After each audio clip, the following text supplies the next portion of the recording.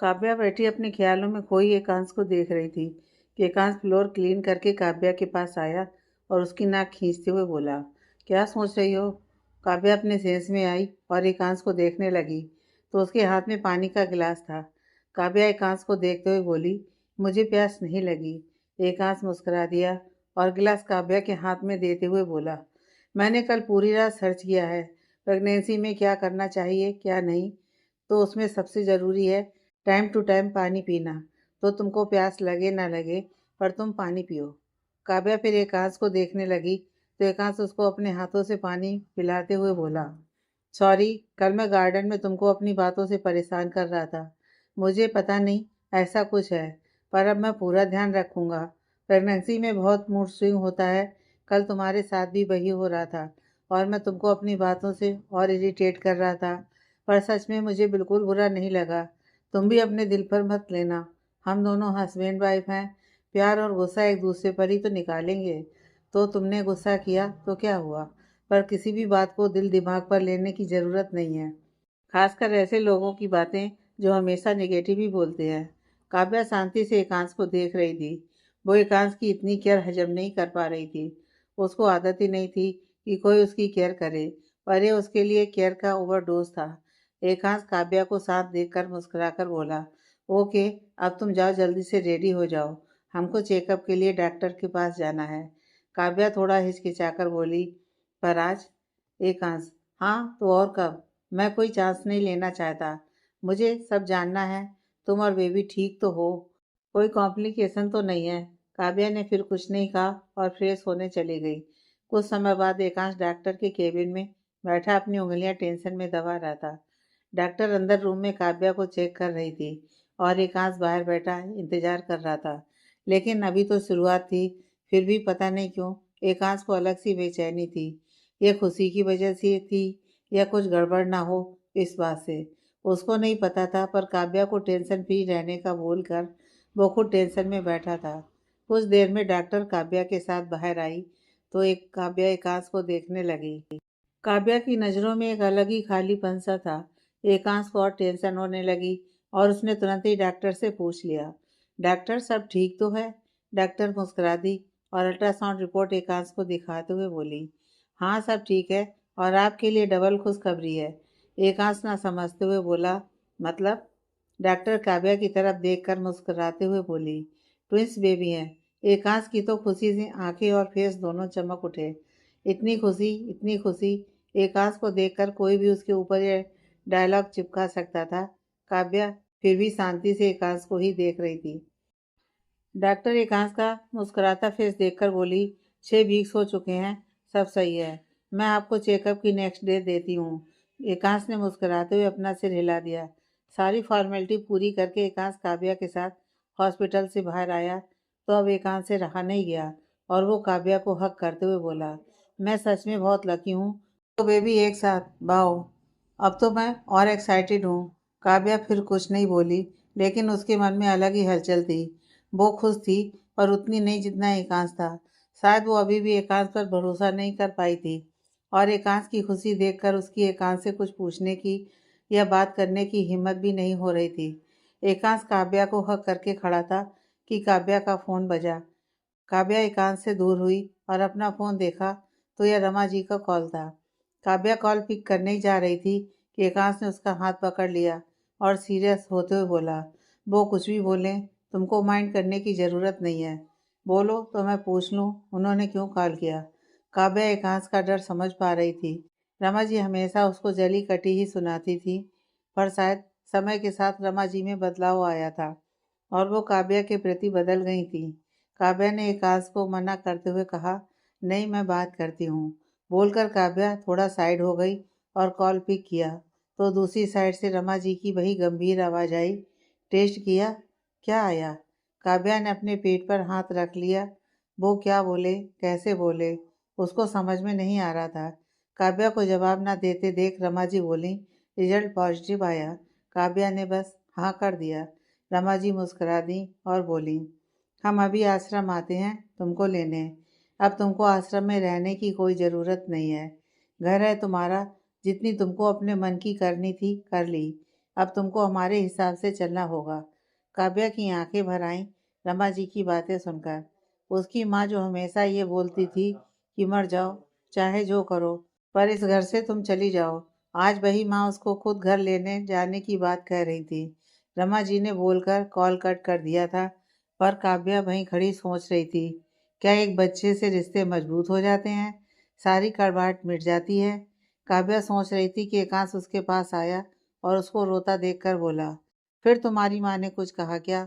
मना किया था ना, तुम बात मत करो, मैं बात करता हूँ, पर तुम मेरी एक नहीं सुनती हो। काव्या ने जल्दी से अपने आंसू पोंछे और बोली, माँ ने कुछ नहीं कहा, वो मुझसे मिलने आश्रम आने वाली हैं। एकांश ने अपनी आईब्रो से कोड़ ली। काव्या एकांश को देखकर अपनी नज़र नीचे करते हुए बोली, वो मुझे घर ले जाने आ रही हैं। एकांश की आंखें बड़ी हो गईं, उसके फेस पर गुस्सा उतर आया। एकांश ने काव्या को घूरते हुए कहा, और तुमने उनके साथ जाने के लिए हाँ कह दिया? काव्या नजरें उठाकर एकांश को देखने लगी। एकांश फिर काव्या को घूरते हुए बोला, तुमने अगर हाँ भी कह दिया होगा तो मुझे कोई फर्क नहीं पड़ता है। मैं तुमको एक सेकंड के लिए अपनी नज़रों से दूर नहीं करने वाला हूँ, ना प्रेगनेंसी से पहले और ना बाद में। अगर किसी को तुमसे मिलना है तो आ सकता है, पर ना तुम कहीं जाओगी और ना मेरे बच्चे। काव्या हैरानी से एकांश को देखने लगी। अभी तो 1.5 मंथ ही हुए हैं और एकांश ने बच्चे होने के बाद तक का सोच लिया। एकांश ने फिर कुछ नहीं कहा और काव्या का हाथ पकड़कर गाड़ी के पास लाया और उसको अंदर बैठाते हुए बोला, वो आ रहे हैं तो आए, मुझे उनके आने से दिक्कत नहीं है, लेकिन वो तुमको ले जाने का सपने में भी ना सोचें। तुम उनको मना नहीं कर सकती तो मैं कर दूंगा। मुझे फ़र्क नहीं पड़ता है कि कोई क्या सोचेगा। तुम मेरी वाइफ हो और मेरा पूरा हक है तुम्हारे ऊपर। और यह सिर्फ तुम्हारी फैमिली की बात नहीं है, मेरी फैमिली भी अगर तुमको घर ले जाने के लिए आती है तो मैं तुमको कहीं नहीं भेज रहा हूँ। मैं खुद में इतना सक्षम हूँ कि तुम्हारा ख्याल अकेले रख सकता हूँ। मुझे बस तुम्हारे प्यार और सपोर्ट की ज़रूरत है, किसी और की नहीं। काव्या एकटक एकांश को देख रही थी। एकांश बच्चों को और उसको लेकर कितना सीरियस था। एकांश जब अभी उसको नहीं छोड़ रहा तो क्या बाद में छोड़ सकता है? काव्या के दिमाग में फिर उलझुल बातें घूमने लगीं। कुछ ही देर में दोनों फिर आश्रम पहुंच गए। रमा जी और विजय जी पहले ही वहां मौजूद थे। रमा जी को देखते एकांश के एक्सप्रेशन चेंज हो गए। जैसे एकांश को अपनी बुआ पर विश्वास नहीं था, वैसे ही काव्या की माँ और बहन पर नहीं था। एकांश काव्या को इस टाइम बिल्कुल भी हर्ट नहीं होते देख सकता था। किसी ने अब अगर आधी बात भी काव्या को बोली तो वो बर्दाश्त नहीं कर पाएगा। बात बस उसके बच्चों की नहीं थी। इस टाइम लेडी बहुत सेंसिटिव होती है, दूसरों की बातें बहुत जल्दी दिमाग पर असर करती हैं और नेगेटिव थॉट भी उतने ही आते हैं। उसको वैसे ही अभी तक नहीं पता काव्या उसके ऊपर विश्वास करती है कि नहीं। ऊपर से वो उसको अपने आप से दूर करके चांस तो बिल्कुल नहीं ले सकता, और ऐसे लोगों के साथ तो बिल्कुल भी, जो हमेशा से उसको कड़वा बोलते आए हैं। इसलिए उसने रमा जी के कुछ बोले बिना ही खुद ही उनसे बोल दिया, काव्या उसके साथ रहेगी, वो हर एक मिनट काव्या का ख्याल रखेगा, पर काव्या आश्रम से कहीं नहीं जाएगी। रमा जी को भी एकांश की बात बुरी नहीं लगी थी। वो एकांश की आंखों में काव्या के लिए चिंता देख सकती थी। काव्या को भी एकांश की चिंता उसके प्यार का एहसास था, इसलिए वो भी कुछ नहीं बोली। 8 महीने बाद काव्या रॉकिंग चेयर पर बैठी थी और एकांश उसके पैरों के पास बैठा उसके पैरों में तेल लगा रहा था। अचानक से बच्चे ने मुंह किया तो काव्या ने दर्द से आह भरी। एकांश काव्या को देखते हुए बोला, क्या हुआ? काव्या ने मुस्कुराकर एकांश का हाथ पकड़ा और अपने पेट पर रख दिया। एकांश को भी बच्चा घूमता हुआ महसूस हुआ तो एकांश की खुशी का ठिकाना नहीं रहा और वो काव्या के पेट पर किस करते हुए बेबी से बात करने लगा। काव्या ने अपना सिर पीट लिया और अपना सिर चेयर से लगाकर एकांश को देखने लगी। ऐसा नहीं था, एकांश आज पहली बार बच्चों की मूवमेंट महसूस कर रहा था, पर यह एकांश का हर बार का था। वो जब जब मूवमेंट महसूस करता था तो पहली बार मूवमेंट महसूस किया हो ऐसा ही रिएक्शन देता था। काव्या एकांश को देखकर मुस्कुराते हुए सोचने लगी, सच में ये 8 महीने कब और कैसे निकले पता ही नहीं चला, और इन 8 महीनों में कितना कुछ बदल गया। एकांश का उसके लिए प्यार, उसका परिवार, सब कुछ। ऐसे प्यार की तो उसने कभी कल्पना भी तक नहीं की थी, और खासकर एकांश का प्यार। सच में उसने पिछले जन्म में बहुत दान पुण्य किया हुआ, तब जाकर उसको इस जन्म में एकांश जैसा जीवन साथी मिला। काव्या ने कभी एकांश से न अपने दिल की बात कही, न नहीं अपने दिमाग में उठते हुए सवाल के जवाब मांगे। शायद ज़रूरत ही नहीं पड़ी। एकांश पहले उसको हर मिनट समझाता रहता था, कुछ गलत मत सोचो, अगर सोचो भी तो ये सोचो तुमको तो छोड़ दूंगा, पर अपने 2 बच्चों को कैसे छोड़ूंगा? हाय मैं तो मर जाऊंगा। काव्या को भी लगा बात तो सही है, इंसान कितना भी बुरा हो अपना बच्चा तो नहीं छोड़ सकता। इसलिए काव्या भी कुछ नहीं बोलती थी, और बोलती भी तो कैसे। एकांश ने उसको इतना प्यार इतनी केयर जो दी थी, दी क्या थी, दे रहा था। अगर अभी कोई उससे पूछे कि वो अपने माँ पापा से ज़्यादा प्यार करती है या एकांश से, तो वो एकांश का नाम लेगी। अगर दोनों में चूज़ करने की बारी भी आई तो आंखें बंद करके वो एकांश को ही चूज़ करेगी, क्योंकि काव्या के दिल दिमाग में चाहे कितने भी सवाल हों, पर वो एकांश का प्यार, उसकी केयर देख सकती थी। कोई इंसान कितने टाइम तक ही नाटक कर सकता है, और एक लड़का तो कभी नहीं। और ऐसा झूठा नाटक जहाँ एकांश काव्या का हर एक काम करता था, चाहे उसके बाल में तेल लगाना हो या पैरों में। एकांश जरा भी नहीं हिचकिचाता था। जब आश्रम के लोग रूम में आ जाते थे, तब भी एकांश काव्या के पैरों में तेल लगाते या उसके पैरों को दबाते बिल्कुल शर्म महसूस नहीं करता था। एकांश को तो नहीं, पर काव्या को शर्म आती थी। उससे ज्यादा एकांश पर गुस्सा। एकांश उसकी बात सुनता ही नहीं था। एकांश काव्या के सारे काम टाइम टू टाइम करता था। ट्विंस बेबी होने की वजह से काव्या का वेट बहुत बढ़ गया था, जिससे उसको अपने ही काम में भी दिक्कत आती थी। इसलिए काव्या के सारे काम एकांश ही करता था। उसको 2 टाइम कपड़े चेंज करवाना, उसके कपड़े धोना, खासकर काव्या को बैक्टीरिया या कोई वायरल हार्म ना करे, इसलिए एकांश कपड़े स्पेशली छत पर जाकर धूप में सुखाता था, और किसी को भी काव्या के कपड़ों को हाथ तक नहीं लगाने देता था। अगर कोई शाम को गलती से भी काव्या के कपड़े छत से उतार लाया, तो एकांश फिर से कपड़े धोकर डाल देता था, पर वो काव्या को पहनने को नहीं देता था। काव्या बहुत गुस्सा करती थी, पर एकांश हर बार एक ही बात बोलता था, हाथों में भी बहुत से बैक्टीरिया होते हैं, पता नहीं तुम्हारे कपड़े छूने से पहले उसने हैंड वॉश किया होगा या नहीं। तुम वही कपड़े पहनोगी, उनमें अपने हाथ लगाओगी, और वही हाथ अपने मुंह नाक आंखों में। तुमको कोई वायरल इन्फेक्शन हो गया तो? ऊपर से मौसम चेंज हो रहा है। मैं तुम्हारे कपड़े इसलिए धूप में डालता हूँ ताकि सारे बेकार बैक्टीरिया मर जाएं। काव्या अपना सिर पीट लेती थी, चाहे वो एकांश पर कितना भी गुस्सा कर ले, पर एकांश पर रत्ती मात्र भी असर नहीं होता था। एकांश एकदम चिकना घड़ा बन गया था। काव्या की गुस्से में बोली बड़ी से बड़ी बात उसके ऊपर असर नहीं करती थी। कभी कभी तो काव्या चिढ़कर इतना कुछ बोल जाती थी कि उसको खुद बाद में फील होता था उसने एकांश से आज हद से ज़्यादा बोल दिया। लेकिन जब वो एकांश को सॉरी बोलने का सोचती थी, तो एकांश को देखकर लगता ही नहीं था कि उसको बुरा भी लगा। काव्या को लगता था क्या एकांश उसके लिए अपनी सेल्फ रिस्पेक्ट भी बेच कर खा गया, वरना उसको कोई ज़रूरत से ज़्यादा बोले तो वो उस इंसान को पलट के ना देखे। फिर प्यार व्यार गया भाड़ में, पर एकांश उसके अंदर तो सेल्फ रिस्पेक्ट का यश भी नहीं बचा था। काव्या को लगने लगा था एकांश को सुनाई ही नहीं देती हो, तभी वो कोई रिस्पॉन्स नहीं देता है। उसने आज तक कितनी भी बदतमीजी से बात की हो एकांश के साथ, पर एक बार भी एकांश ने उसको सॉरी का सा भी ना बोलने दिया था। वो खुद ही सॉरी बोल देता था। पक्का उससे ही कहीं गलती हुई होगी, तभी काव्या चिड़चिड़ाई। काव्या को एकांश की इस बात पर बड़ा प्यार आता था, पर वो फिर एकांश पर अपना प्यार दिखाने से झेप जाती थी। उसको लगता था क्या उसका प्यार एकांश के प्यार और केयर के आगे चींटी बराबर भी होगा? इतना सब कम था कि ऊपर से एकांश के केयर करने का तरीका तो बाप रे बाप। अगर काव्या को छींक भी आ जाए तो एकांश उसके सामने हीटर लेकर बैठ जाता था।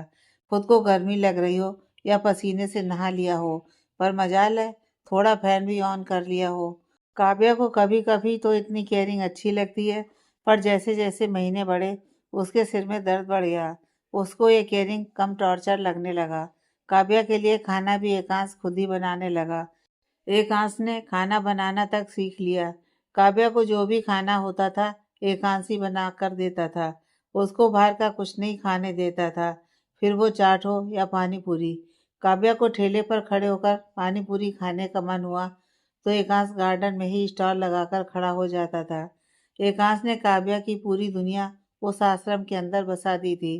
फिर पानी पूरी का स्टॉल हो या मूव हॉल, पार्क में जाना हो या कपड़े के लिए सुपरमार्केट, जब काव्या को कुछ करने का मन होता था एकांश उस हिसाब से आश्रम के अंदर ही स्टॉल लगवा देता था और बोलता था जाओ घूमो और जो मन करे ले लो। काव्या का ऐसे खून खौलता था कि पूछो मत।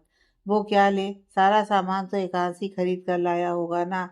किसी ने फ्री में तो आश्रम के अंदर दुकान लगाने को इतने सारे कपड़े नहीं दे दिए होंगे।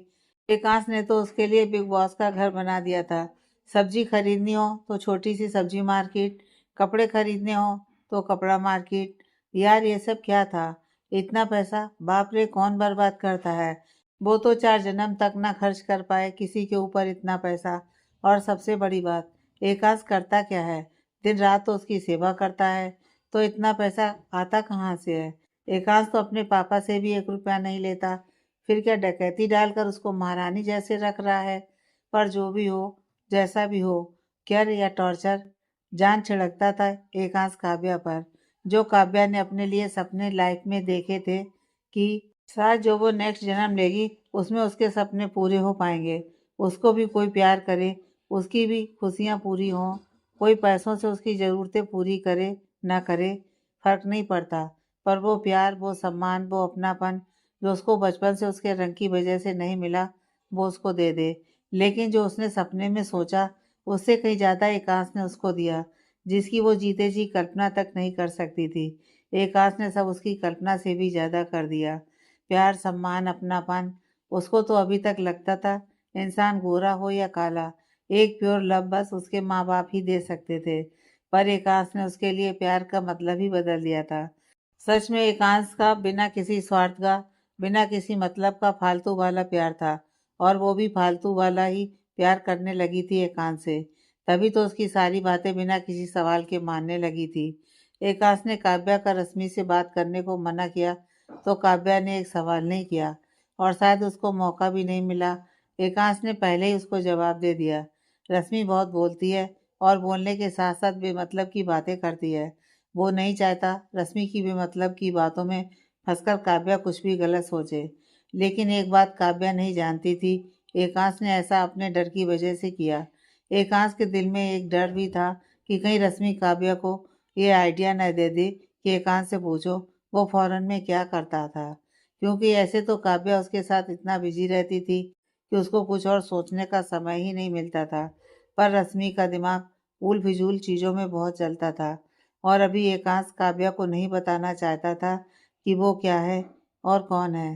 काव्या को लगता था एकांश कुछ काम नहीं करता, पर काव्या को नहीं पता था जब वो सोती थी तब एकांश अपनी बुक लिखता था। अभी तक उसकी 2 बुक्स पब्लिश हो चुकी थी, पर काव्या को कोई कंफ्यूजन ना हो इसलिए उसने बाद में ही सब बताना सही समझा। वो अभी बस काव्या का हस्बैंड बनकर रहना चाहता था। पर कुछ बातों से काव्या बेखबर थी, तो कुछ साजिशों से एकांश। एकांश की बुआ मंजीर जी और काव्या की बहन सलोनी काव्या और एकांश को दूर करने की साजिश रच रही थी। उन्होंने अभी तक बहुत कोशिशें की थी एकांश काव्या को दूर करने की, पर एकांश ने काव्या के दिल को अपने प्यार से इतना भर दिया था कि वो अभी बस एकांश की सुनती थी, किसी की घुमाकर की गई बातों पर ध्यान ही नहीं देती थी। या फिर ऐसे बोल सकते हैं, एकांश उसके कानों तक ठीक से वो बातें पढ़ने ही नहीं देता था, जिससे काव्या के मन में फिर डाउट आए या फिर वो उसको छोड़ने का सोचे।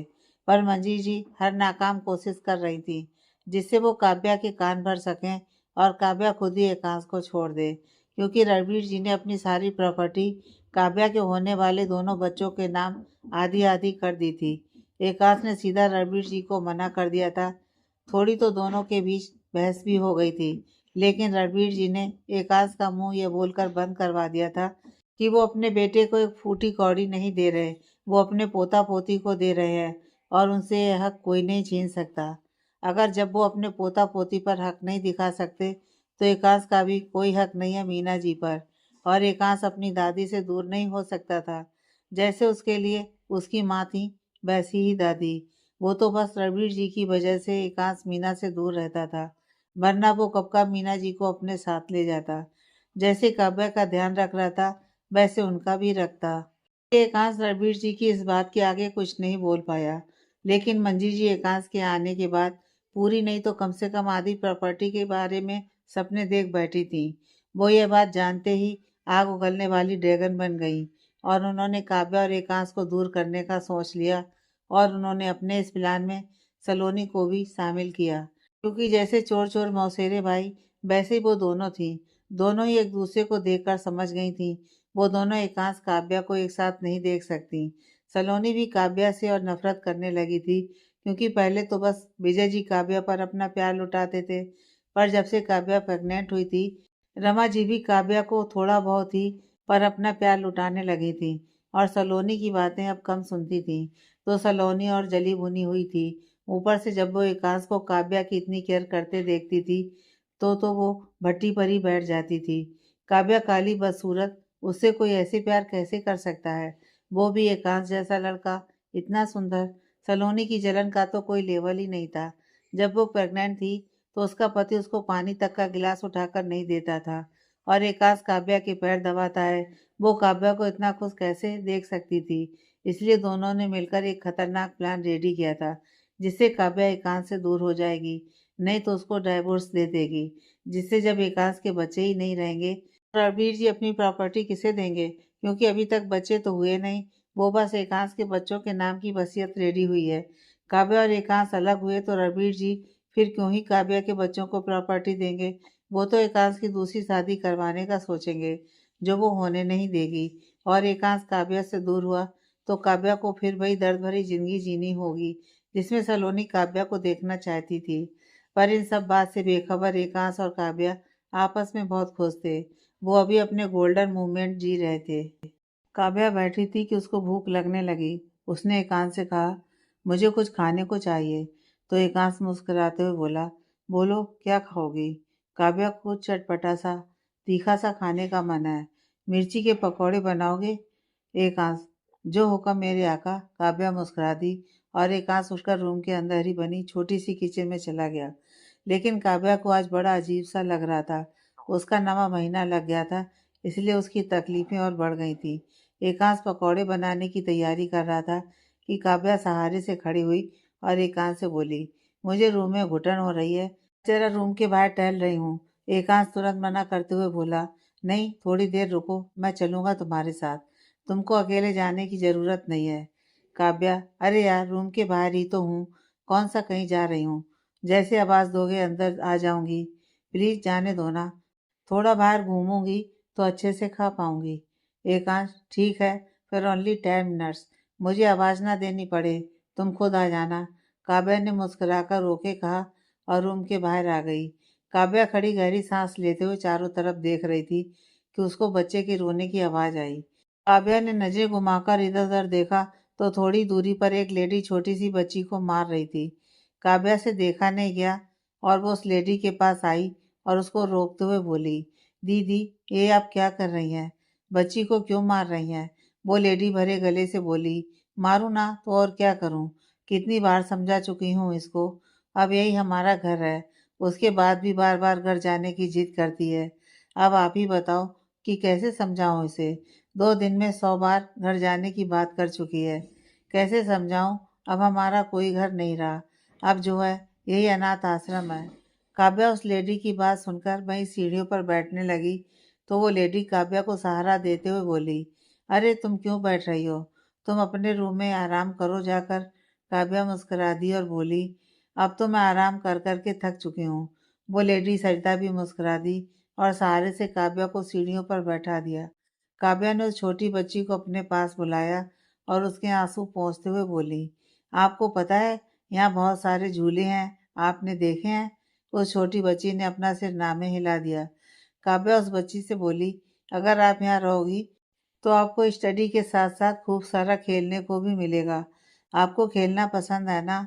उस बच्ची ने अपना सिर हाँ में हिला दिया। काव्या, तो जाओ जल्दी से सारे झूले देख कर आओ, फिर मुझे बताना आपको अपने घर जाना है या मेरे साथ यहाँ रहना है। उस बच्ची ने अपना सिर हाँ में हिलाया और भागते हुए गार्डन की तरफ चली गई। सरिता जी आंखों में आंसू लिए उस बच्ची को देखने लगी। काव्या ने उनके आंसू पोंछते हुए कहा, क्या हुआ, आप ठीक तो हो। सरिता जी ने अपना सिर हाँ में हिला दिया और बोली, मैं तो कैसे भी ठीक रह लूंगी, पर अपनी बेटी को कैसे समझाऊंगी, हमको अब यही रहना पड़ेगा। काव्या, क्या हुआ आपके साथ। सरिता जी काव्या को देखते हुए बोली, भाई जो तुम्हारे साथ हुआ, बस तुमको बच्चा होने से पहले तुम्हारे पति ने छोड़ दिया और मुझे बच्चा होने के बाद। काव्या की बहुएं तन गईं।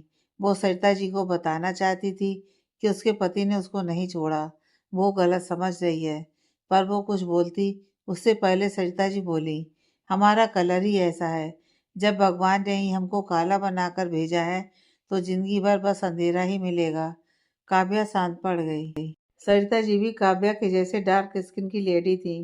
काव्या उनको सुनने लगी।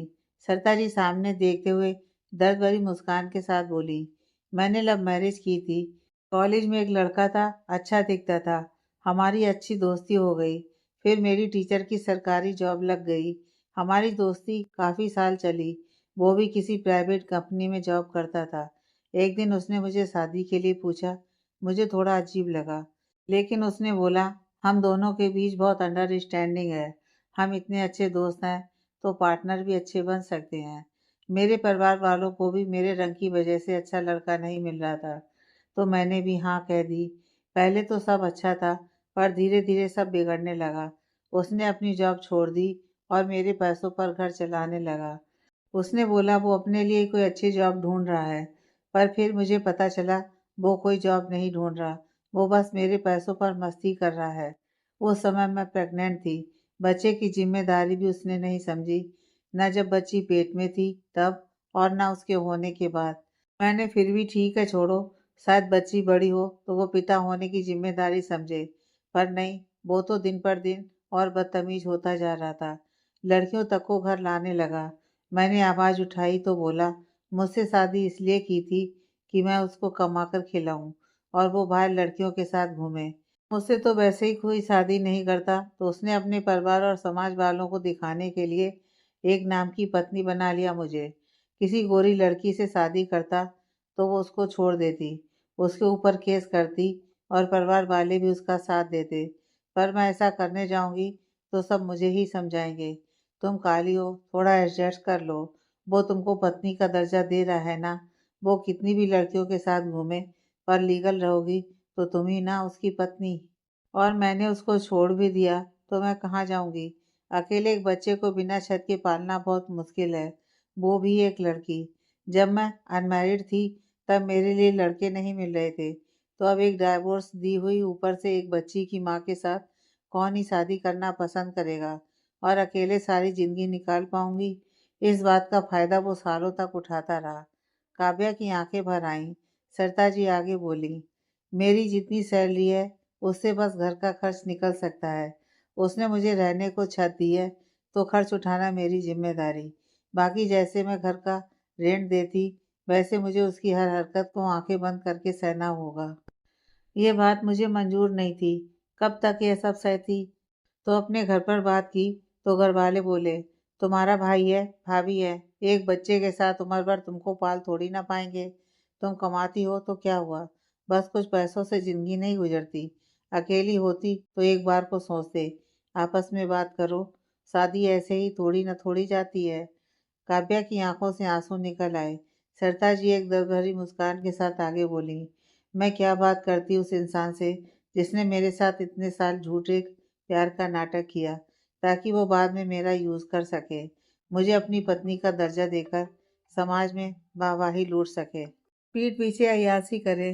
बच्ची छोटी थी तब तक फिर भी उसकी बदतमीजियां सहती रही, पर अब 5 साल की हो गई है मेरी बेटी। सवाल पूछती है मुझसे, माँ ये आंटी कौन है, पापा रात रात भर क्यों नहीं आते। क्या जवाब दूं अपनी बच्ची को, उसके दिमाग पर क्या असर पड़ेगा। इसलिए छोड़ दिया उस इंसान का घर। एक छत की ज़रूरत थी जो यहाँ मिल गई। बाकी इतना तो कमा लेती हूँ कि अपनी बच्ची को पढ़ा लिखा लूँ। सरिता जी की बात सुनकर काव्या सुन पड़ गई थी। न चाहते हुए भी काव्या के दिमाग में सरिता जी की हर बात घूम रही थी। काव्या इतना ज़्यादा सरिता जी की बातों में घूम गई थी कि उनकी लाइफ और अपनी लाइफ को एक तराजू में तोल रही थी। काव्या तो यहाँ तक सोचने पर आ गई थी कि एकांश भी तो कोई काम नहीं करता है। काव्या जी होटल बना रही हैं, एकांश उसको ही देखता है। क्या कल को एकांश भी उसके साथ ऐसा करेगा। सरिता जी की तो बस एक बच्ची थी और वो थोड़ा बहुत कमाती भी हैं, पर वो उसके तो 2 बच्चे होने वाले हैं। वो क्या करेगी। अगर एकांश ने भी उसके साथ आगे चलकर ऐसा कुछ किया तो वो कैसे अपने बच्चे पालेगी। उसकी फैमिली तो पहले से उसको कोसती है। सोचते हुए काव्या को पेट में अजीब सा दर्द होने लगा था। उसने अपने पेट पर हाथ रख लिया। काव्या बैठी थी कि एकांश उसके पास आया और गुस्सा करते हुए बोला, 10 मिनट कब के हो गए? तुम यहाँ क्या कर रही हो? बोला था ना इधर उधर मत जाना। मैं कब से आवाज दे रहा हूँ तुमको। एकांश बोल रहा था, पर काव्या सुनने सी बैठी सून को ही देख रही थी। एकांश फिर काव्या से कुछ बोलने ही जा रहा था कि उसकी नज़र सरिता जी पर गई। एकांश ने अपनी आंखें छोटी कर ली और बोला, आप कौन है? सरिता जी थोड़ा घबरा गई और खड़े होते हुए बोली, वो मैं आश्रम में नहीं आई हूँ, अभी 2 दिन ही हुए हैं। एकांश सरिता जी को घूरते हुए बोला, नए लोगों को इस एरिया में आना मना है? ये किसी ने नहीं बताया आपको?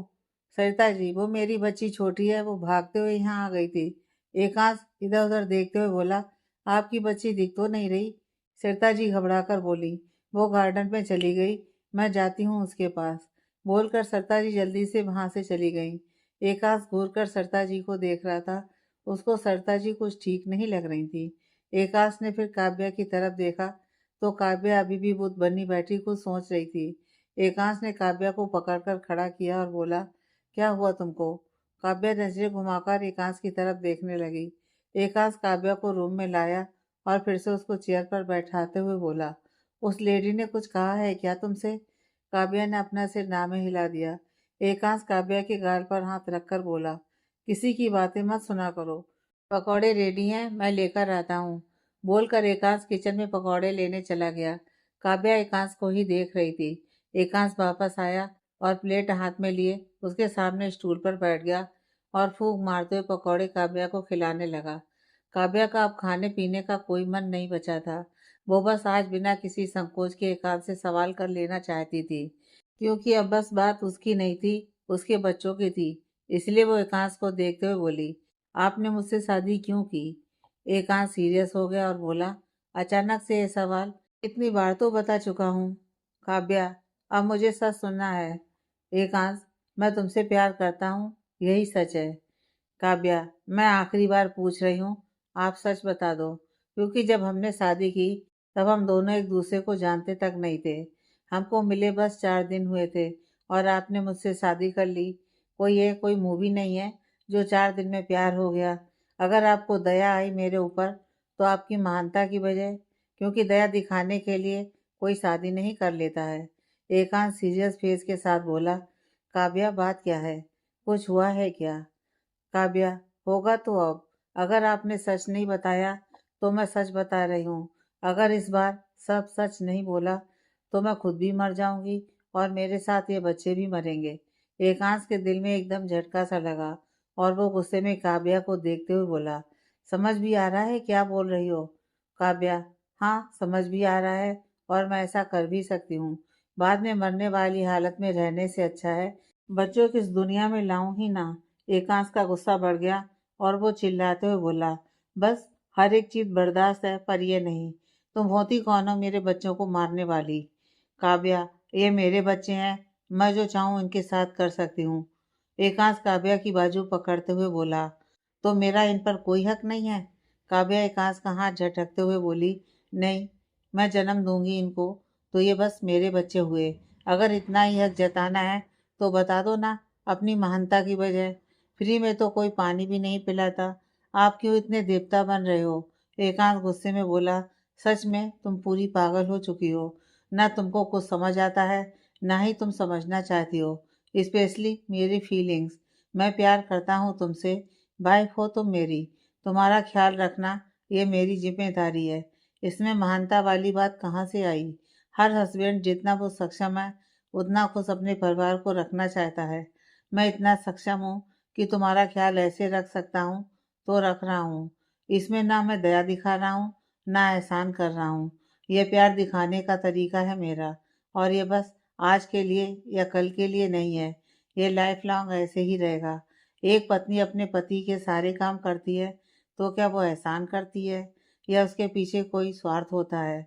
नहीं, वो तो बस उसके प्यार दिखाने का तरीका है, जो उसको अपने बच्चों के लिए तबीयत खराब होने पर रात भर जागने के बाद उसका पति जब जॉब पर जाता है तो वो बेचारा दिन भर भूखा रहेगा सोचकर उसको सुबह आधी नींद में उठकर खाना बनाने की हिम्मत देता है। यह उसका प्यार है, कोई एहसान नहीं, कोई दया नहीं। वैसे ही ये मेरा तरीका है। पर तुमको समझना ही नहीं है।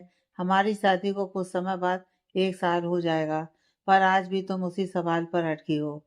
काव्या गुस्से में एकांश को देख रही थी।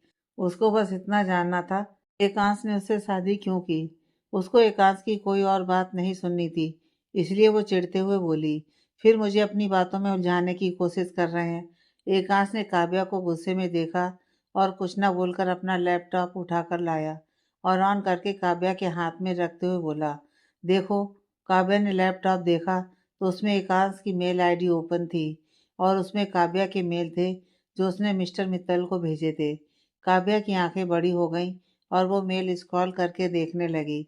एकांश काव्या को देखते हुए बोला, मैं हूँ मिस्टर मित्तल, जिससे फंड लेकर तुम अपना होटल खड़ा कर रही हो। काव्या के दिल को धक्का सा लगा और वो आंखों में आंसू ले एकांश की तरफ देखने लगी। एकांश ने काव्या को देखते हुए कहा, मैंने जब तुमको मिलने के लिए मेल किया था, उस समय मैं दादी से मिलने इंडिया आ रहा था। सोचा था दादी के साथ साथ तुमसे भी मुलाकात हो जाएगी, पर तुमने कोई जवाब नहीं दिया। मैं तुम्हारे जवाब के इंतजार में ही 2 दिन एक्स्ट्रा इंडिया में रुका था, वरना दादी को मिलकर तुरंत वापस चला जाता। पर जिस दिन मेरी फ्लाइट थी, उस दिन बस में तुम मुझे मिली। तुमने मेरे डैडी के लिए बुरा भला बोला तो सुन नहीं पाया। उसी समय तुमको सबक सिखाने का सोचा, पर जब बात की तह तक गया तो पता चला गलती डैड की कंपनी के लोगों की थी, इसलिए तुमको जॉब दी। पर तुमने किसी और की गलती की भड़ास मेरे डैडी पर निकाली, इसलिए माफ़ी वाली शर्त रखी। लेकिन जब तुम्हारे घर आया तो अपनी बुक देखी और बुक के अंदर 1 मंथ वाला होने वाला सक्सेस पार्टी की एंट्री पास थे, जो मैंने तुमको मेल किए थे। तुमने उसका प्रिंट आउट निकाल कर रखा था। उनको देखते ही मैं समझ गया तुम कौन हो। पहले मैं 1 मंथ बाद सीधा सक्सेस पार्टी में आने वाला था। तब सोचा था सीधा सक्सेस पार्टी में तुमसे मिलूंगा, लेकिन दादी की तबीयत ज़्यादा खराब हो गई तो पहले आना पड़ा। और ये वही सक्सेस पार्टी थी जहाँ तुम मुझे बीच रोड पर छोड़कर चली गई थी। काव्या एकटक एकांश को देख रही थी। उसके दिल में दर्द था या पेट में, वो समझ नहीं पा रही थी, पर उसको बहुत दर्द महसूस हो रहा था। एकांश आगे बोला, तुम उस दिन इसलिए गई थी ना क्योंकि मेरी फैमिली वहाँ नहीं थी।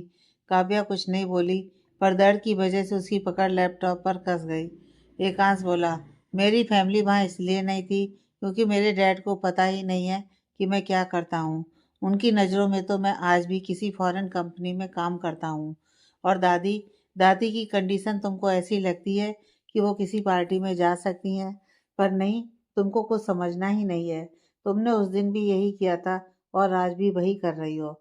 मुझे समझने की कोशिश तो तुम कभी करती ही नहीं हो। मैं चाहे सिर के बल खड़े होकर चिल्लाऊं, Kavya I love you, I want you, पर तुमको कुछ सुनाई नहीं देता। लेकिन वहीं कोई आता जाता बस 4 शब्द बोल दे तो मेरे प्यार पर सवाल उठाने लगती हो। हाँ, बिल्कुल सही कहा तुमने।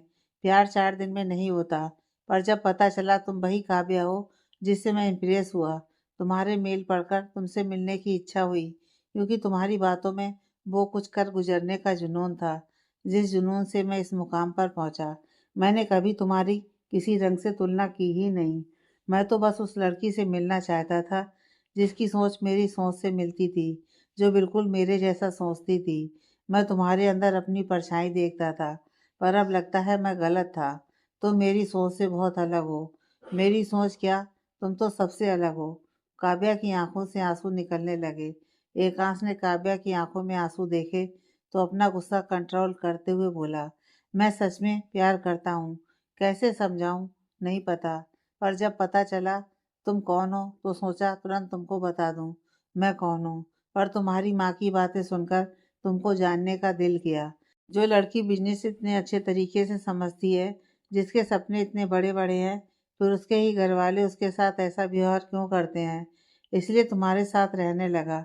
तुमको थोड़ा बहुत समझने की कोशिश की तो समझ आया, तुम्हारी दुनिया मेरी दुनिया से बहुत अलग है, पर हम दोनों सेम सोचते हैं। मेरा यहाँ कोई दोस्त नहीं था तो ज़बरदस्ती तुमसे दोस्ती की, पर जब देखा तुम्हारी फैमिली तुम्हारे बारे में एक बार सोचे बिना ऐसे ही किसी से शादी कर रही है और तुम बस अपने रंग की वजह से कुछ नहीं बोल रही, तो देख नहीं पाया। बहुत गुस्सा आया तुम्हारे ऊपर।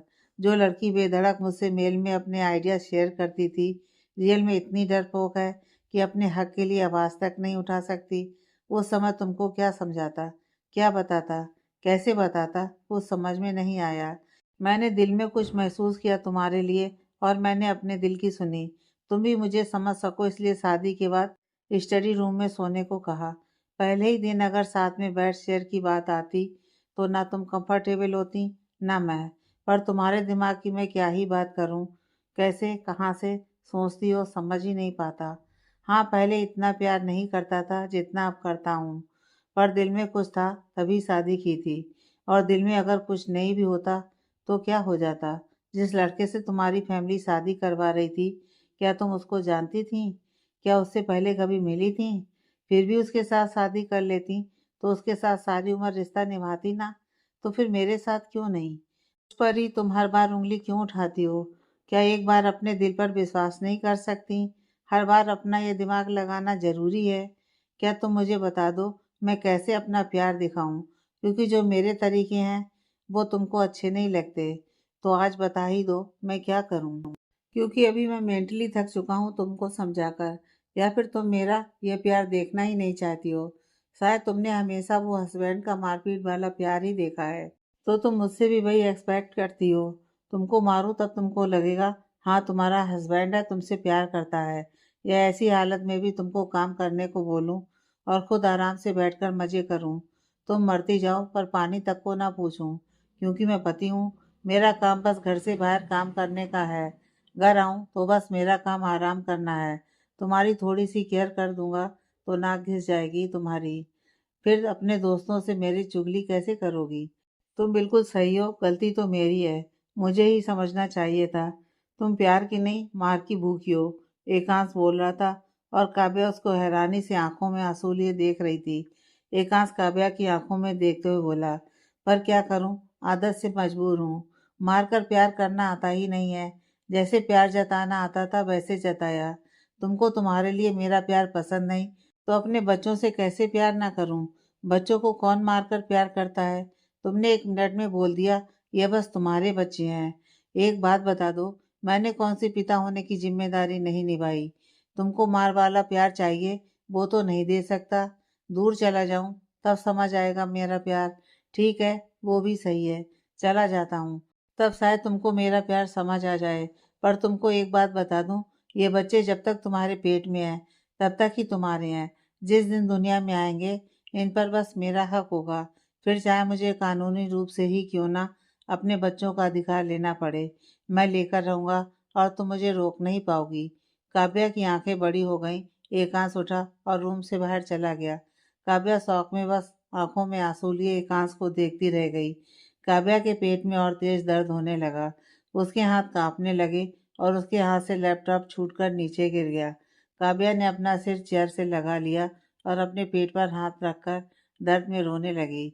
उसको एहसास था कि उसने कितनी बड़ी गलती कर दी। सच में वो दुनिया की सबसे बड़ी गधी है। अपने पति पर भरोसा न करके उसको पूरी दुनिया पर भरोसा है। इस मेंटोर के मिलने के उसने बस सपने देखे, जिनके बारे में वो हमेशा से जानना चाहती थी कि उसके मेंटोर का पूरा नाम क्या है, वो कहाँ रहते हैं, पर कभी पूछने की हिम्मत नहीं जुटा पाई। और आज वो उसी मेंटोर के साथ शादी जैसे बंधन में बंधकर रह रही थी और उसको खबर तक नहीं है। जिस मेंटोर पर उसको इतना भरोसा था उस पर ही वो अभी तक शक कर रही थी। वो कभी रियल में अपने मेंटोर पर भरोसा कर ही नहीं पाई।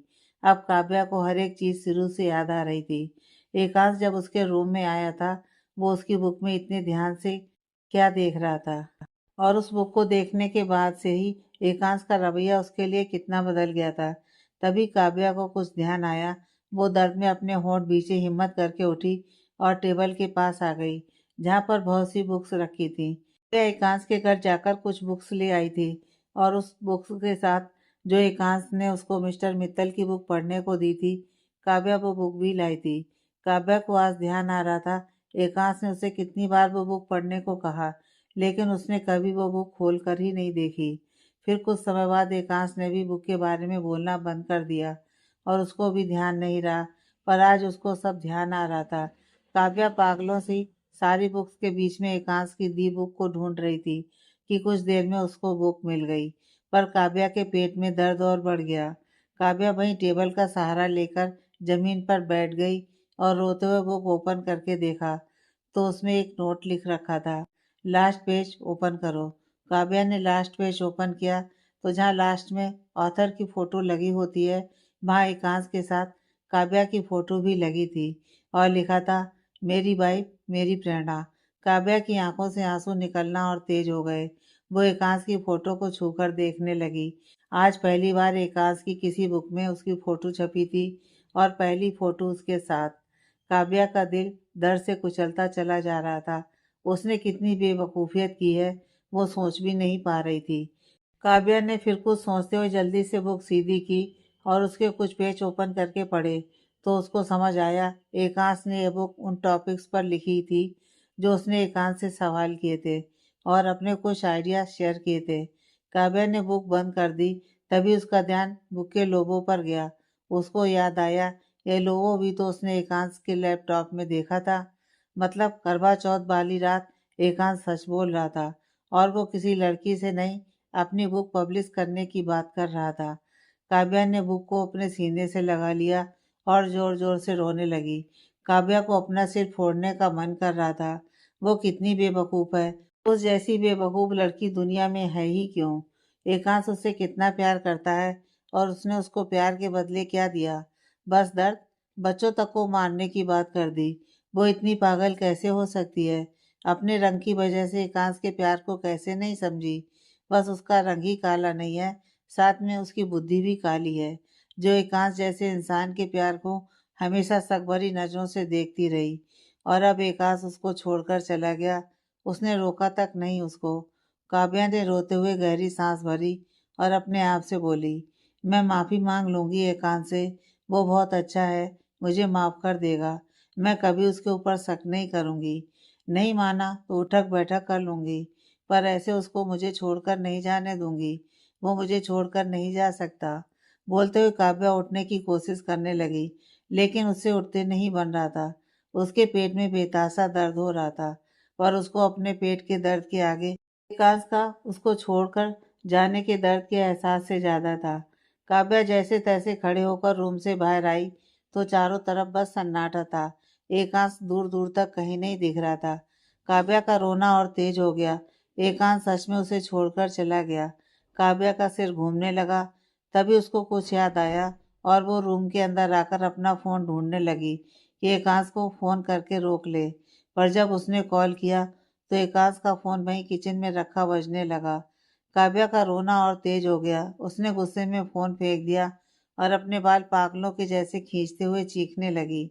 उसके दिमाग में बस यही चल रहा था, वो एकांश को कहाँ ढूंढेगी, कैसे रहेगी एकांश के बिना। वो सच में एकांश के बिना पागल हो जाएगी। काव्या सोचते हुए रो रही थी कि उसको एक हद के बाहर पेट में दर्द होने लगा। उससे अब खड़ा भी नहीं हुआ जा रहा था और वो वहीं बेड पर अपना पेट पकड़कर बैठ गई। पर दर्द उससे बर्दाश्त नहीं हो रहा था। उसने किसी को मदद के लिए बुलाने के लिए आवाज़ लगाई, पर उसकी आवाज़ दर्द की वजह से तेज नहीं निकल पाई। काव्या वहीं बेड पर लेट गई और दर्द में तड़पने लगी। काव्या को कुछ समझ में नहीं आ रहा था कि वो अभी क्या करे, कैसे किसी को अपनी मदद के लिए बुलाए। उसने तो अपना फ़ोन तक तोड़ दिया। काव्या दर्द में पड़ी तड़प रही थी कि एकांश रूम में आया तो काव्या की ऐसी हालत देखकर उसका दिल डर से सहम गया। वो भागकर काव्या के पास आया और उसके सिर को अपनी गोद में रखते हुए बोला, काव्या क्या हुआ तुमको। एकांश की आवाज़ सुनकर काव्या की सांस में सांस आई। उसने कुछ बोलने की कोशिश की, लेकिन उसके मुंह से आवाज नहीं निकली। एकांश काव्या के गले से आवाज ना निकलते देखकर और घबरा गया। काव्या पूरी पसीने से तरबतर थी। उसकी आंखों से लगातार आंसू निकले जा रहे थे। एकांश ने फिर एक सेकंड की देरी नहीं की और काव्या को हॉस्पिटल ले गया। कुछ समय बाद एकांश डिलीवरी रूम के बाहर टेंशन में इधर उधर घूम रहा था। काव्या को डिलीवरी डेट से पहले ही पेन आ गए थे और उसको डिलीवरी के लिए लेकर गए थे। एकांश काव्या की हालत याद करके और परेशान हो रहा था। काव्या रास्ते भर उससे कुछ बोलने की कोशिश कर रही थी, पर बोल नहीं पा रही थी। एकांश को डर लग रहा था, कहीं वो लेट तो नहीं होगा, कहीं काव्या और उसके बच्चे। नहीं नहीं, डर से एकांश के दिल में अलग अलग ख्याल आ रहे थे। अभी तो बस एकांश अपने मन में भगवान से प्रार्थना कर रहा था, बस काव्या और उसके बच्चे सही हो, कुछ भी गलत ना हो। कुछ समय बाद डॉक्टर रूम से बाहर आई तो एकांश परेशान सा उनके पास आया और बोला, डॉक्टर, काव्या और बच्चे। एकांश बोलते हुए चुप हो गया। डॉक्टर मुस्कुराकर बोली, तीनों ठीक हैं। एक गर्ल और एक बॉय हुआ है। दोनों बेबी को क्लीनिंग के लिए ले गए हैं। जल्दी ही आप दोनों को देख सकते हैं। एकांश के फेस पर प्यारी सी मुस्कान आ गई, पर तुरंत ही वो फिर सीरियस हो गया और डॉक्टर से बोला, डॉक्टर काव्या। डॉक्टर काव्या भी ठीक है, आप मिल सकते हैं उनसे। एकांश ने थैंक यू कहा और जल्दी से रूम में चला गया। एकांश अंदर आया तो काव्या उसको देखने लगी। काव्या की आंखों में फिर आंसू आ गए। एकांश काव्या के पास आकर बैठ गया, पर वो कुछ बोलता उससे पहले ही काव्या ने उसका हाथ पकड़ लिया और रोते हुए बोली, सॉरी, प्लीज मुझे छोड़कर मत जाओ। एकांश काव्या को देखने लगा। काव्या सुबकते हुए बोली, आपको तो पता है ना मैं कितना उल्टा सोचती हूँ, पर पक्का प्रॉमिस अब नहीं सोचूंगी। कोई भी सजा दे लो, पर छोड़कर मत जाओ। सच में आपके बिना नहीं रह पाऊंगी। एकांश काव्या को शांत कराने लगा और उसके आंसू पोंछते हुए बोला, अरे तुम ऐसे क्यों रो रही हो, और तुमको किसने बोला मैं तुमको छोड़कर जा रहा हूँ। काव्या मासूमियत भरी नजरों से एकांश को देखते हुए बोली, आप ही तो बोलकर चले गए थे मुझे छोड़कर। एकांश अपना सिर नामे हिलाकर बोला, मैं क्या करूं तुम्हारा, तुम सच में उल्टा ही सोचती हो। तुमने बच्चों के बारे में ऐसा बोला तो गुस्से में मुंह से निकल गया। इसका मतलब यह थोड़ी ना है मैं सच में तुमको छोड़ दूंगा, वो भी ऐसी हालत में। काव्या अपनी नाक सिकोड़ते हुए बोली, पर आप तो चले गए थे। एकांश काव्या के सर पर टेप करते हुए बोला, पागल, कुछ तो दिमाग का यूज किया करो। अब दोनों ही गुस्से में लड़ते रहेंगे तो बातें बढ़ती चली जाएंगी। इसलिए चला गया था, सोचा तुम्हारे लिए थोड़ी आइसक्रीम ले आऊं, तब तक तुम्हारा दिमाग और गुस्सा शांत हो जाएगा। वरना तुम्हारी बकवास सुनकर मैं जरूर गुस्से में अपना कंट्रोल खो देता। पर तुम तो अलग नहीं, अजीब हो। किस दिशा में और कैसे सोचती हो, कोई सोच भी नहीं सकता। काव्या मुंह बनाकर बोली, ऐसे गुस्से में जाओगे तो मैं क्या समझूंगी। एकांश अपने हाथ जोड़ते हुए बोला, महारानी, तुम कुछ ना ही समझो तो अच्छा है। तुम्हारे समझने ना समझने के चक्कर में मेरी लाइफ की बैंड बजी हुई है। अब मैं नहीं चाहता मेरे बच्चे भी ढोल बन जाएं। काव्या ने मासूम सा मुंह बना लिया। तभी नर्स दोनों बच्चों को लेकर आई और काव्या के पास लेटाकर चली गई। एकांश की आंखों में चमक आ गई। उसका अभी तक जो डर था वो सब खुशी में बदल गया। वो दोनों बच्चों को छूकर देखने लगा, पर उसके हाथ कांप रहे थे। काव्या अपनी नाक सुबकते हुए बोली, हाथ क्यों कांप रहे हैं आपके, कुछ ना खाने की वजह से चक्कर आ रहे हैं क्या। एकांश की आंखें हल्की नम हो गईं और वो दोनों बच्चों के हाथों को पकड़ते हुए बोला, कितने छोटे हैं ये, मेरे छूने से कहीं इनको कुछ हो ना जाए। काव्या अपनी नाक से कोड़ते हुए बोली, अब तो दोनों बच्चों को होते ही ले जाने की बात कर रहे थे। एकांश ने काव्या की तरफ देखा और अपनी आंखें छोटी करते हुए बोला, तुम कुछ भी बोलो चलता है, मेरे मुंह से गुस्से में कुछ निकल गया तो ताने मार रही हो। काव्या मुस्कुरा दी और बोली, ऐसा ही होता है। एकांश, तुम ठीक हो जाओ फिर बताता हूँ कैसा होता है। काव्या, वो तो वक्त बताएगा, अब मैं अकेली नहीं हूँ, मेरे दो सपोर्ट सिस्टम हैं। एकांश, गलत फहमी में हो तुम, ये दोनों हमेशा मेरी साइड रहेंगे। एकांश और काव्या के बीच फिर प्यारी सी नोकझोंक शुरू हो गई। दोनों बच्चे रोने लगे तो एकांश और काव्या शांत हो गए और एक दूसरे को देखकर हंस दिए। एकांश दोनों बच्चों को थपकी देकर शांत कराने लगा तो काव्या प्यार से उसको देखने लगी। सब कितना अच्छा है, अभी तक उसकी बेवकूफ़ी की वजह से बिगड़ा हुआ था, पर अब वो कभी कुछ बिगड़ने नहीं देगी। 3 महीने बाद रश्मि और अखिल की शादी में काव्या रश्मि को रेडी करते हुए बोली, तुमने बताया नहीं, तुमने अखिल को कैसे प्रपोज किया। रश्मि इतराते हुए बोली, तुमको लगता है मैं उसको प्रपोज करूंगी, उसने मुझे प्रपोज किया। काव्या शरारती मुस्कान के साथ बोली, मुझे दाल में कुछ काला क्यों लग रहा है, अभी तक तो दोनों लड़ते थे, अचानक से शादी, कुछ तो खिचड़ी पकी है। रश्मि, तुझे मेरे ऊपर विश्वास नहीं। काव्या, विश्वास है, तभी तो अचानक से शादी को हजम नहीं कर पा रही हूँ।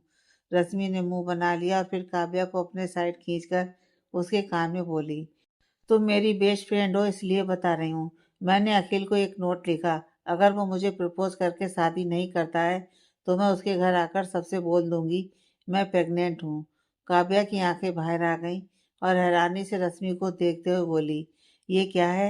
रश्मि लिपस्टिक लगाते हुए बोली, देख मैं तेरे जैसे अपनी लाइफ नहीं जी सकती कि सालों साल तक सामने वाले के प्यार का इजहार करने का वेट करती रहूं। मैं प्यार करती हूँ अखिल से, उसके साथ जस्ट दोस्त बनकर नहीं रह सकती थी। फिर एक डर और था, कहीं मैं प्रपोज करूं तो वो मना ना कर दे, इसलिए पहले ही धमकी दे डाली। अब उसके पास कोई ऑप्शन नहीं है। काव्या अपना सिर नामे हिलाते हुए बोली, तुम सच में पागल हो, जबरदस्ती शादी कर रही हो। रश्मि, प्यार और जंग में सब जायज है। काव्या, फिर भी। रश्मि, फिर भी क्या? अखिल मुझे प्यार नहीं करता है, या फिर करता है पता नहीं, पर कुछ तो फील करता है, तभी तो बिना कुछ बोले सीधा घर पर रिश्ता लेकर आया। मैं तेरे जैसा ज्यादा नहीं सोचती, जो चल रहा है मजे में चल रहा है, तो बस चलने दो। क्यों, कब, कहाँ, कैसे, किस लिए, इन सब क्वेश्चन मार्क की मेरी लाइफ में जगह नहीं है। तुम ज्यादा सोचती थी तो क्या हुआ, इतने समय तक कंफ्यूजन में जी ना। तो अब इन चीजों को साइड करके आज जो हो रहा है उसको खुशी खुशी जियो। कल किसने देखा है? काव्या ने अपना सिर नामे हिलाया और बोली, हाँ समझ गई, अब चलो। रश्मि भी मुस्कुरा दी और काव्या के साथ मंडप तक आ गई। रश्मि ने अखिल को एक नज़र देखा तो अखिल सीरियस लग रहा था।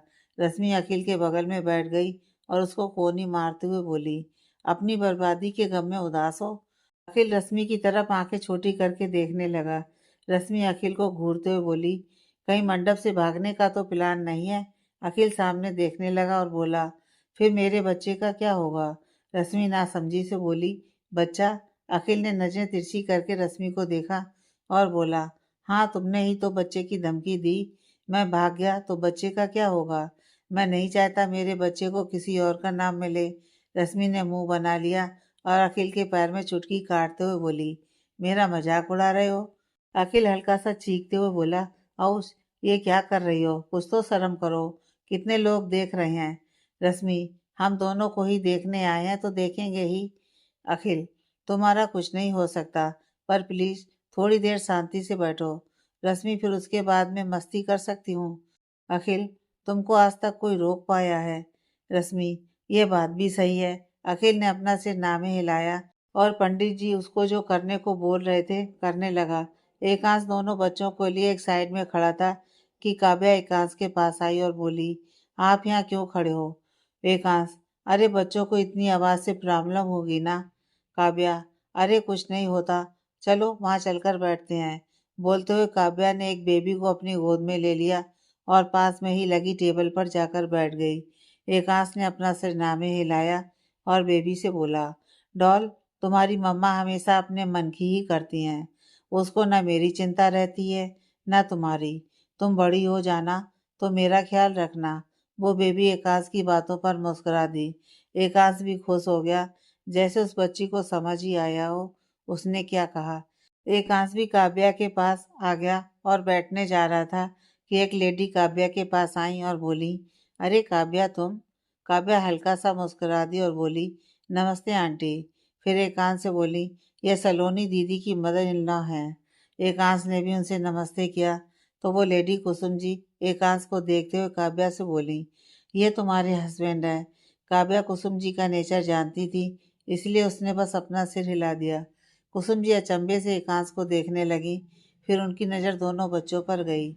जो बेबी बॉय था वो एकांश के कलर का और जो बेबी गर्ल थी वो काव्या के कलर पर गई थी। कुसुम जी दोनों बच्चों को देखकर टोंट कसते हुए काव्या से बोली, लड़का काला होता तो अच्छा होता, पर लड़की तुम्हारे कलर पर गई है, यह गलत हुआ। तुम तो जानती हो जिन लड़कियों का रंग दबा होता है उनके लिए कितनी दिक्कतें होती हैं। तुम तो खुद काली हो, तुम तो सब फेस कर चुकी हो। अब सब तुम्हारे जैसे नसीबों वाले थोड़ी ना होते हैं जिनको इतना अच्छा लड़का मिल जाए। काव्या की आंखों में हल्की नमी आ गई। वो क्या जवाब दे, उसको कुछ समझ में नहीं आ रहा था।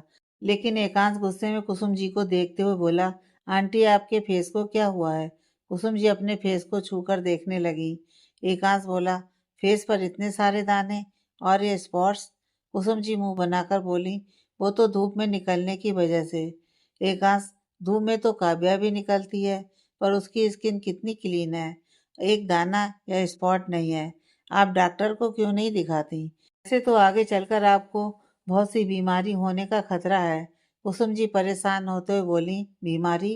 एकांश, हाँ आंटी, आपको नहीं पता क्या, हमारी स्किन का कलर डार्क या फेयर मेलेनिन की वजह से होता है। काव्या की बॉडी में मेलेनिन की मात्रा ज़्यादा है, जिसकी वजह से उसका रंग डार्क है। पर आपके अंदर मेलेनिन की मात्रा कम है, इसलिए आपका रंग गोरा है। पर मेलेनिन की मात्रा कम होने से कभी-कभी बॉडी में सफ़ेद दाग बनने लगते हैं। मेलेनिन की कमी से बाल भी बहुत जल्दी सफ़ेद हो जाते हैं। आपको स्किन कैंसर का खतरा भी रहता है और बहुत सी बीमारियां मेलेनिन की कमी की वजह से होती हैं। और आपके फेस को देखकर लगता है आपके अंदर बीमारियों की शुरुआत हो गई है।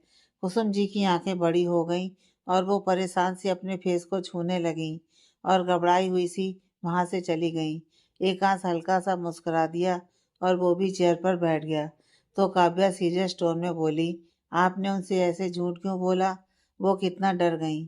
एकांश, मैंने कुछ झूठ नहीं बोला, जो सच है वही बोला है। बाकी तुम लोगों के अंदर ज्ञान की कमी है, जो कुछ समझ नहीं आता तो मैं क्या करूं? काव्या एकांश को देखने लगी। एकांश बेबी को देखते हुए बोल रहा था, डॉल, मैं तुमको अच्छे से पढ़ाऊंगा ताकि तुम इन पढ़े लिखे गंवारों के जैसे ना बनो। डार्क रंग में कितनी खूबी होती है, ये पढ़े लिखे गंवार कभी नहीं समझ सकते। डार्क कलर बाकी सारे कलर के ऊपर लगकर उनकी कमी, उनकी मिस्टेक सब छुपा देता है। पर इन बेवकूफ़ों को कौन समझाए? काव्या एकांश की बातें सुनकर मुस्कुरा दी और एकांश को प्यार भरी नजरों से देखने लगी। सच में एकांश सबसे अलग था। उसे एकांश कैसे मिल गया पता नहीं। शायद उसकी किस्मत बहुत अच्छी है। किसी ने सच ही कहा है, कब किसी से जरा सी मुलाकात जीवन भर के साथ में बदल जाए, कोई बता नहीं सकता। भगवान ने जोड़े ऊपर से ही बनाकर भेजे हैं। बस हमको वो पार्टनर कब और कैसे मिलता है, यह समय पर निर्भर करता है। उसका रंग से कोई लेना देना नहीं होता। हमारा किसी से मिलना, किसी से प्यार करना, सब ऊपर वाले ने पहले ही तय कर रखा है। उसमें रंग जैसी चीजें नहीं आती। एकांश को भी ऊपर वाले ने उसकी किस्मत में लिखा था, वरना वो कहाँ और एकांश कहाँ। पर इसका कोई रंग, रूप, आकृति, आकार कुछ नहीं होता। बस एक प्योर फीलिंग होती है जो दो दिलों को जोड़ती है। दी एंड।